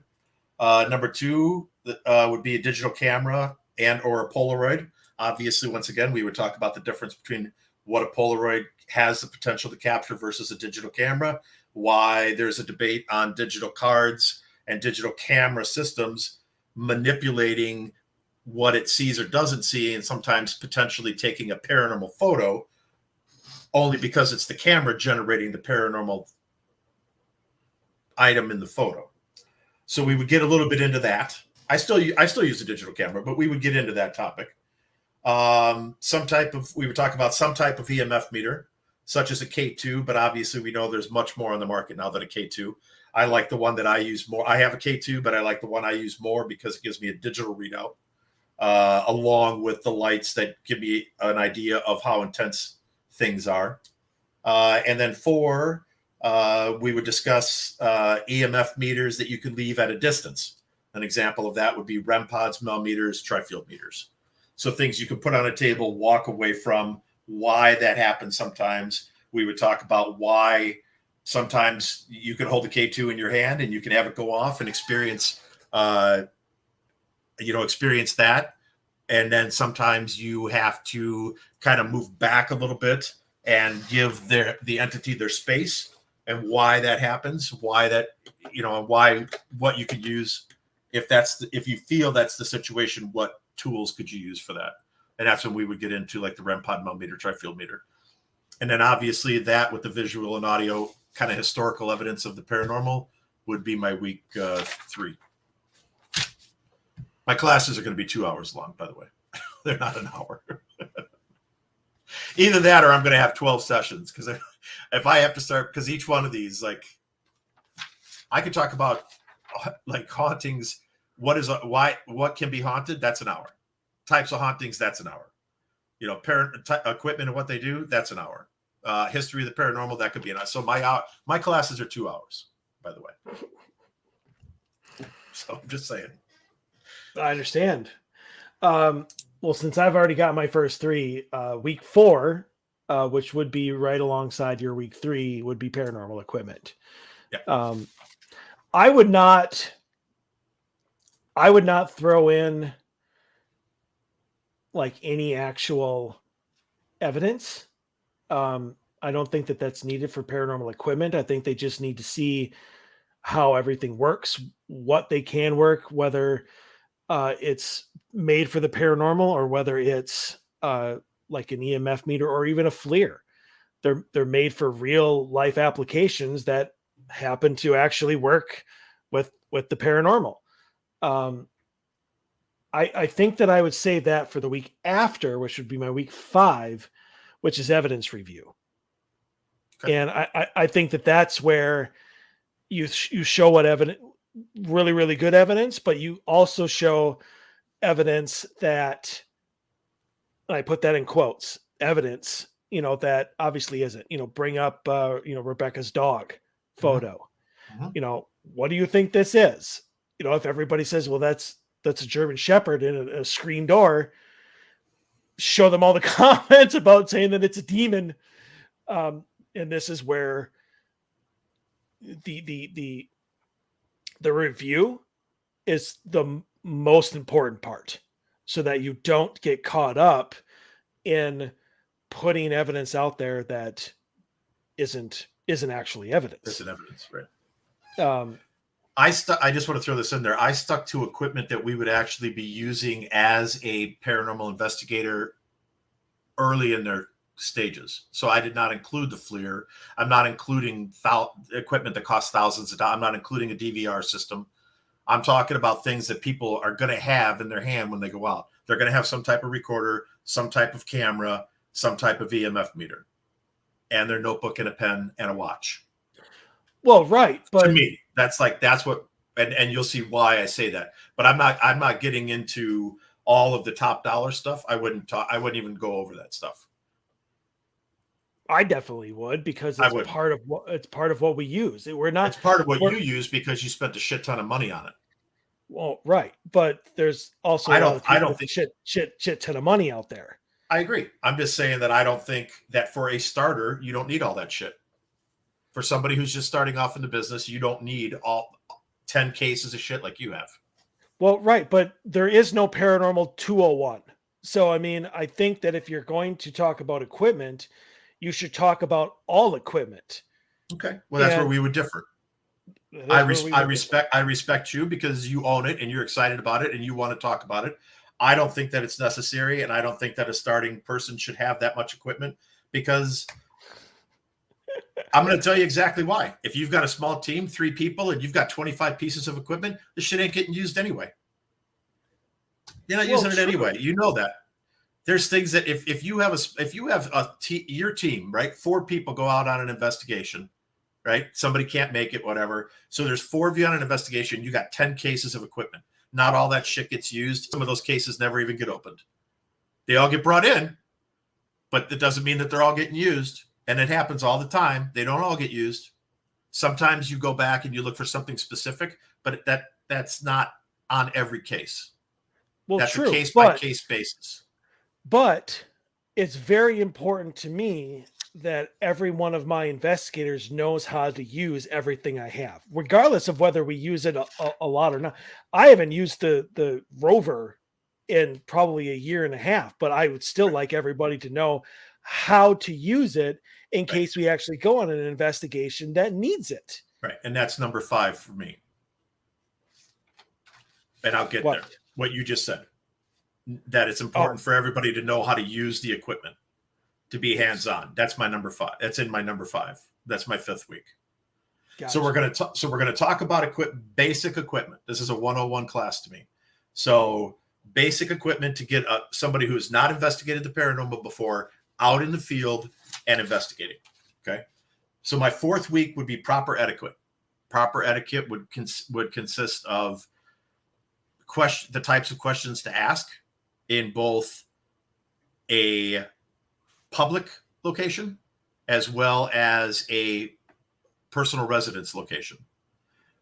We would talk about respect for the place that you're going to. We would discuss the types of questions that you would ask, like what would be important questions to ask, what are frivolous questions to ask. Like what year is it? Who's the president? Why did you kill yourself? We would talk about provocation. We would talk about, and obviously we'd be giving examples of all of this stuff.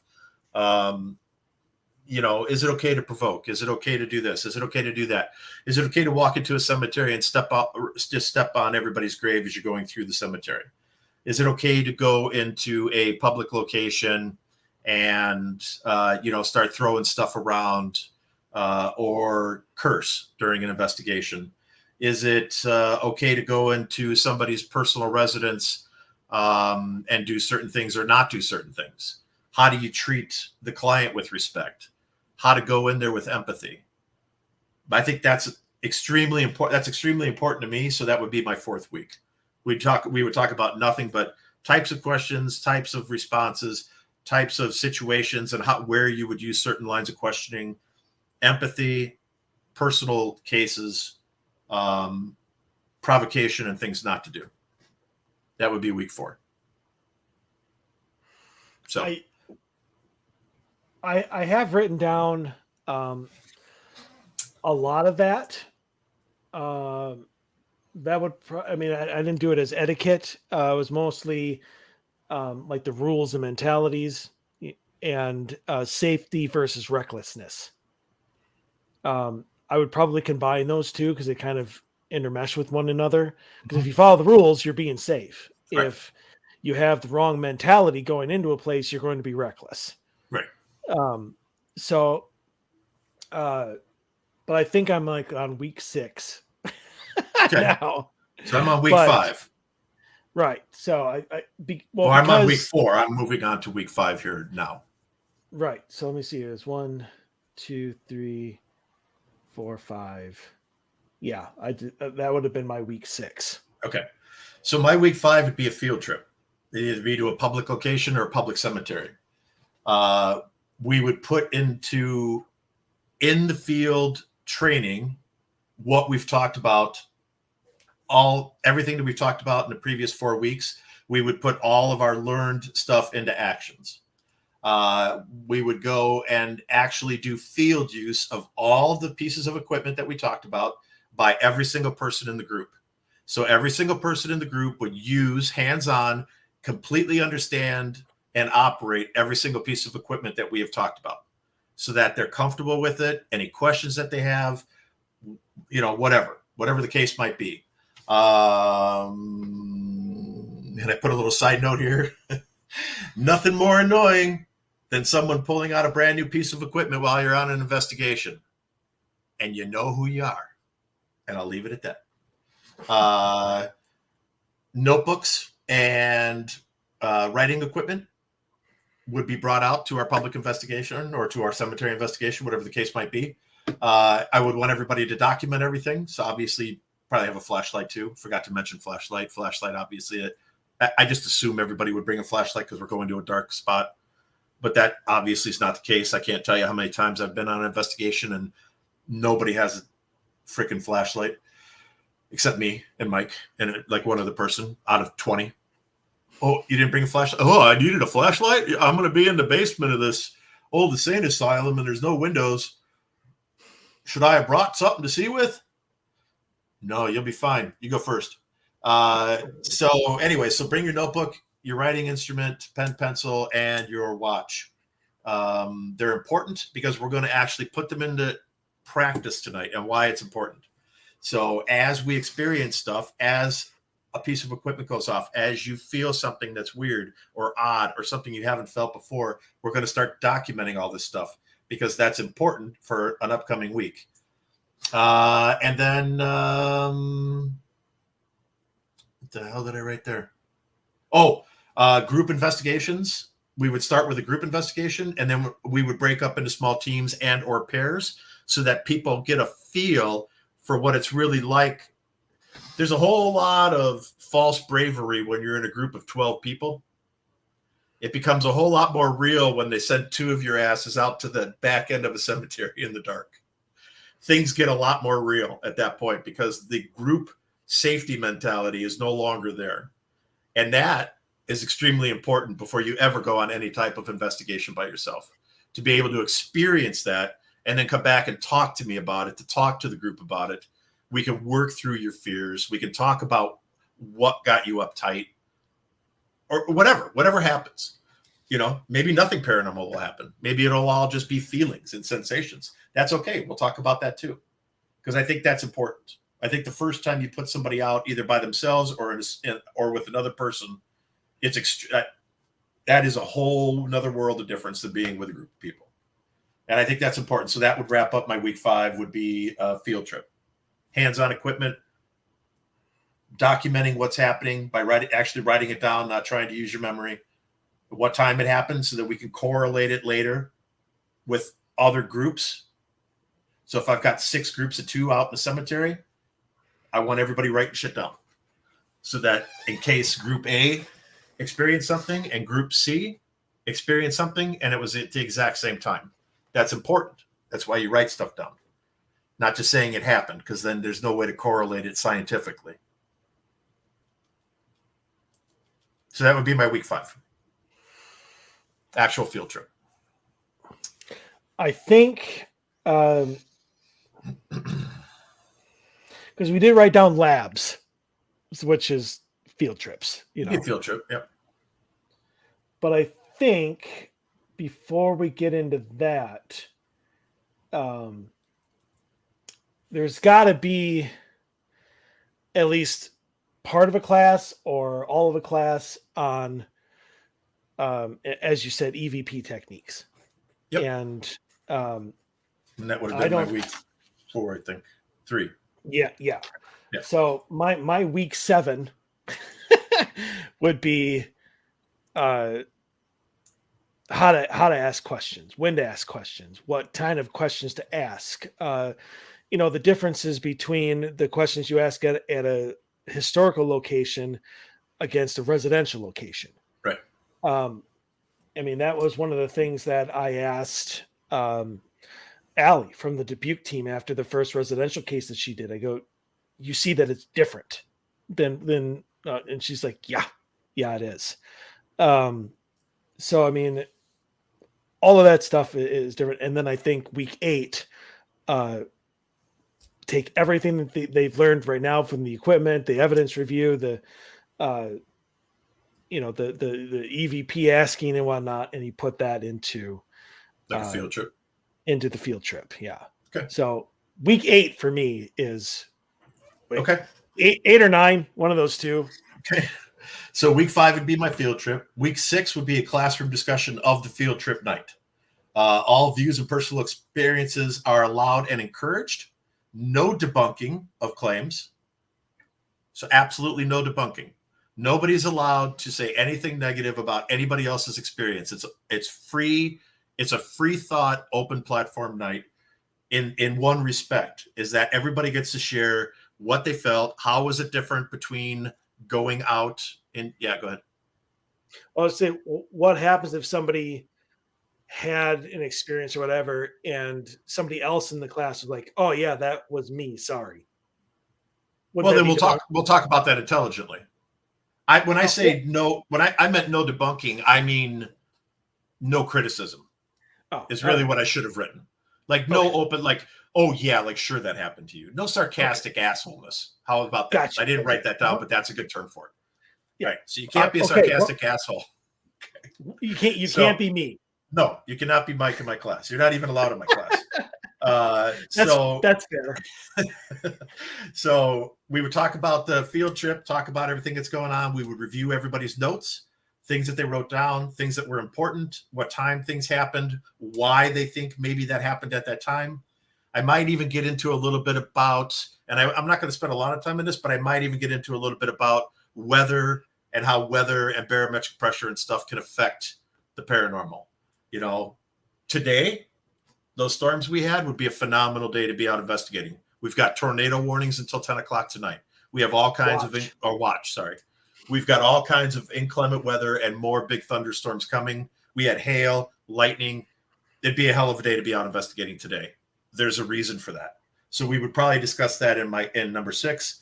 And then number 7 would be my last night. That would be what I would call open mic night. So we would discuss all ideas, and we would discuss and debate actually all ideas of everything we've learned up and through tonight. You're allowed to bring back in your preconceived notions and ideas, and I encourage it on week 7. And I want to know if you feel different now after taking my class versus what you thought coming into it. And that's why I ask people to leave their preconceived notions and ideas at the door before taking the class. Because if you can carry them with you, but don't bring them into the classroom in verbal discussion. Because I want to know in week 7, tell me what your preconceived notions were. Are they different? Yes or no? If they are, why do you think they are? If they're not, fine, then they're not, right? I'm not there to sway anybody. I'm there to teach. Everybody takes something else out. Everybody takes something different out of class. The reason, again, that I would have a notebook and a pen would be mandatory is because in this class, if you want to start debating something, you must use exact specific topics and discussion that was documented while we were out on field trip or in class. This is the time that you get to let loose and let your cannons fire, so to speak. Everybody has to put on their big boy pants, no hurt feelings, no personal attacks, obviously, but obviously free thinking to whatever. If you don't believe in the paranormal, go ahead and say it. That's fine. Let's discuss it. If you believe in if you don't believe that so-and-so had an experience, fine. You can't personally attack them, but let's talk about it as a group and why you feel that way. And then let's have other people chime in as to why they think maybe that person's wrong. So the class, let's see, breaking into the classroom before and after, and yeah, that's it. So that's where I would leave it.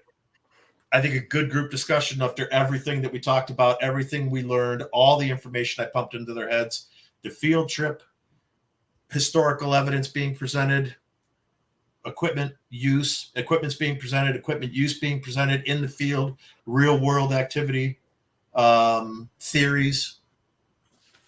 That's where I would leave the class. And then that would be a sign up for Paranormal 201 night. Like if you really think that you're ready to take the next stage away from this beginning class and you wanted to get into some really deep conversation about theory, you want to go on some personal investigations, you want to do some small group hardcore investigating, that would be Paranormal 201. That's where that would take place. It'd be a small group session. I wouldn't do a big class. I would say I would probably limit my first class to 20, 25 people tops. I'm going to have fallout, obviously, because they're not going to like my week one. So I'm going to have 12 to 15 people by the end of it that are going to be really seriously, really want to be there. I'm okay with that. I'm okay with losing half because I'd rather talk to people who are really serious about wanting to do it versus people that are just looking for a cheap thrill because those people just annoy the shit out of me. And I'm getting too old to be dicking around with people like that. And then we'd go into 201 night, and 201 would just be, that would be, it wouldn't be, I don't think it would be 7 or 8 weeks long. I think it'd be a shorter class, probably 3 or 4 weeks, but it'd be a lot more in depth, a lot more hands on. Yeah, because some of the things that I know is important, and I think even in a 101 class is like researching the history of a location. Yeah, I would cover that in 201. Cleansings, different type of cleansings. I would cover that in 201, right? That would be my next step.